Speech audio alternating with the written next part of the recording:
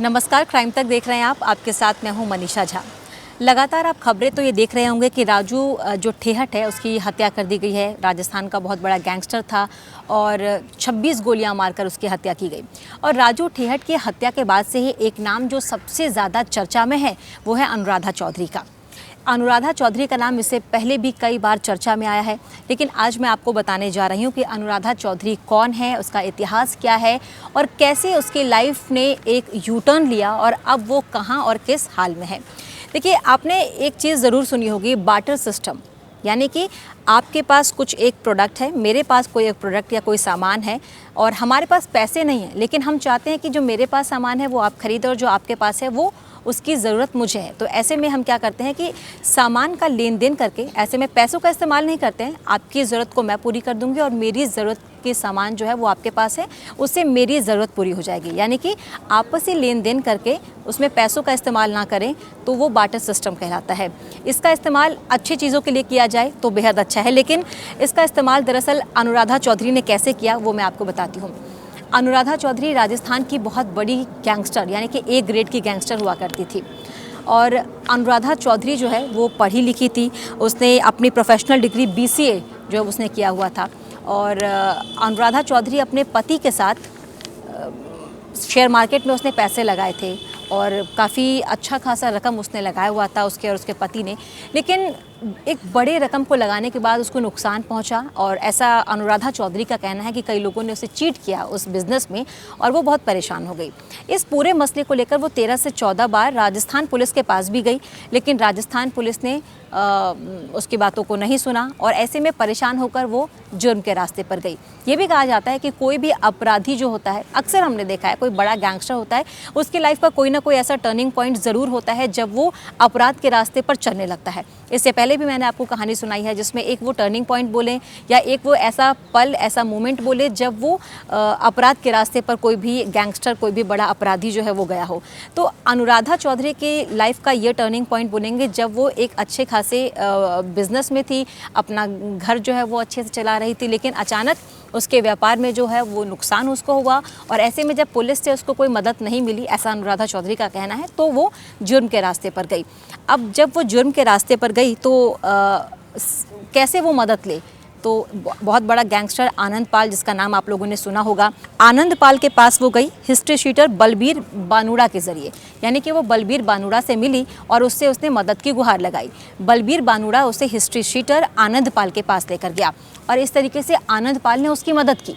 अब आनंद पाल ने उसकी मदद की, उसके बदले में उसने आनंद पाल को एक अच्छी लाइफस्टाइल बोले या थोड़ी सी अपडेटेड, अपग्रेडेड, जिस हिसाब से आनंद पाल गमछा ओढ़कर और बहुत ही देसी अंदाज में रहा करता था। लेकिन अनुराधा चौधरी की मदद करने के बाद, अनुराधा क्योंकि पढ़ी लिखी थी, ग्रेजुएट थी, अच्छी इंग्लिश बोलती थी, अनुराधा चौधरी ने उसकी लाइफस्टाइल को चेंज किया, उसे इंग्लिश बोलना सिखाया और बदले में अनुराधा चौधरी ने उससे AK-47 चलाना सिखाया, वो चलाने लगी और उसने उससे वो सीखा। तो कुल मिलाकर ये बार्टर सिस्टम हो गया कि अपराध की दुनिया में एंट्री करने के बाद अनुराधा चौधरी ने AK-47 आनंद पाल से चलाना सीखा और उसके बदले उसको इंग्लिश बोलना सिखाया। उसके बाद वो अपनी जो बाइट देता था या फिर वो कोई मैसेज, कोई संदेश देता था तो वो इंग्लिश में देता था। इस तरीके से इसको बार्टर सिस्टम हम कह सकते हैं कि उससे वो जुर्म के रास्ते पर गई, वहाँ पर उसने जुर्म की दुनिया में अपनी बुलंदियों को काबिज़ किया और उसे उसने इंग्लिश सिखाया, उसे उसने अच्छी लाइफस्टाइल को जीना सिखाया, यानी कि एक एजुकेटेड और पढ़ी लिखी इंसान की तरह रहना सिखाया। वो हैट लगा कर रहता था जहाँ वो पहले गमछा ओढ़े रखता था। तो इसको हम बार्टर सिस्टम के तौर पर देख सकते हैं। बात हम अनुराधा चौधरी की कर रहे हैं। जब आनंद पाल ने उसकी मदद की तो उसके साथ वो एसोसिएट हो गई, यानी कि जब पुलिस से मदद नहीं मिली तो वो जुर्म के रास्ते पर आई और फिर उसको वो दुनिया जो है वो अच्छी लगने लगी। हालांकि इन सब में जब उसने एंट्री कर ली उसके बाद उसके पति ने उसे छोड़ दिया, वो जुर्म के रास्ते पर नहीं आना चाहता था। आनंद पाल के साथ वो लिव इन में रहने लगी और 2016 में गिरफ्तार किया गया दोनों को। जब वो जेल में थी तो आनंद पाल बाहर था और 2017 में आनंद पाल का एनकाउंटर कर दिया गया। जब वो जेल से बाहर आई तो अब इसे प्यार को पूरा करने के लिए कहें या फिर उस जिस दुनिया में वो गई थी उससे अब वो पसंद आने लगा, उसके पास शायद कोई विकल्प भी नहीं होगा, तो वो उस रास्ते पर ही आगे जाना चाहती थी। ऐसे में वो आनंद पाल का जो गैंग था उसको एक्टिव रखना चाहती थी, जिसके लिए जब वो जेल से बाहर आई तो उसने कुछ और युवा लड़कों को हायर किया, कुछ और बदमाशों के साथ अपना गैंग बनाया और अपने रुतबे को साबित करने के लिए, अपने आप को प्रूव करने के लिए वो छोटी मोटी जो गोलीबारी है वो कराया करती थी, किडनैपिंग करती थी। और इस तरीके से धीरे धीरे, यानी कि आनंद पाल जिस गैंग के साथ वो एसोसिएट हुई थी, आनंद पाल के मरने के बाद भी, उसके एनकाउंटर के बाद भी वो गैंग जो है वो एक्टिव था और उसे चला रही थी लेडी डॉन अनुराधा चौधरी।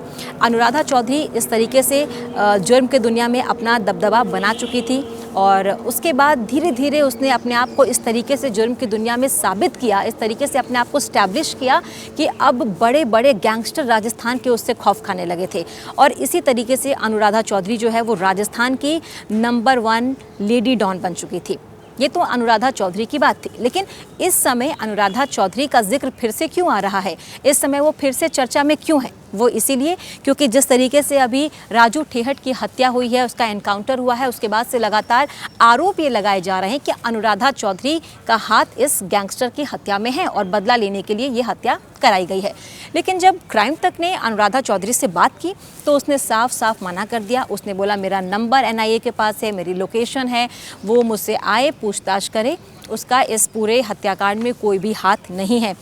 और अब वो क्योंकि जिस तरीके से उसने बताया कि अब वो एक नॉर्मल लाइफ जीना चाहती है, वो जुर्म की दुनिया से बाहर आ चुकी है और संदीप उर्फ काला जठेड़ी के साथ, आपको बता दें, उसका रिश्ता है। उसने ये बात मानी है कि वो उसका पति है और वो कानूनी तौर पर उसकी मदद कर रही है क्योंकि काला जठेड़ी इस समय जेल में बंद है। और वो कह रही है कि वो जब जेल से बाहर आएगा दोनों साथ में रहेंगे, अच्छी लाइफस्टाइल को जीना चाहते हैं। इससे पहले आपको ये भी बता दें कि सिद्धू मूसेवाला हत्याकांड में भी अनुराधा का नाम सामने आया था क्योंकि ये कहा जा रहा था कि गोल्डी बराड़ से अनुराधा चौधरी के रिश्ते रहे हैं, लॉरेंस बिश्नोई से भी उसका कनेक्शन कहीं ना कहीं रहा है। लेकिन जब क्राइम तक ने बात की अनुराधा चौधरी से तो उसने इन सब चीज़ों से इनकार कर दिया। उसने हाँ ये ज़रूर माना है कि आनंद पाल से उसका रिश्ता रहा है और उसने उसकी मदद की, इसीलिए उसने बदले में उसको सपोर्ट किया था, बदले में उसकी मदद की थी, चाहे वो जिस भी तरीके से की। और लेकिन अब वो जो है वो इस पूरी दुनिया से बाहर आना चाहती है, एक अच्छे लाइफस्टाइल को जीना चाहती है, जिसके लिए वो कोशिश भी कर रही है।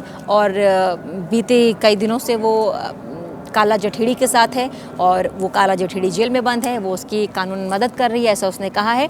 और कुल मिलाकर अगर इस स्टोरी का निचोड़ निकाला जाए तो अनुराधा चौधरी के बारे में मैं आपको बता रही थी, जिसकी पूरी लाइफस्टाइल कैसे कैसे रहा है वो हमने आपको बताया। लेकिन कुछ चीज़ों को उसने माना भी है, कुछ चीज़ों से उसने इनकार भी कर दिया है क्राइम तक से बातचीत में कि उसका लॉरेंस बिश्नोई गैंग और गोल्डी बराड़ से कोई रिश्ता नहीं रहा है।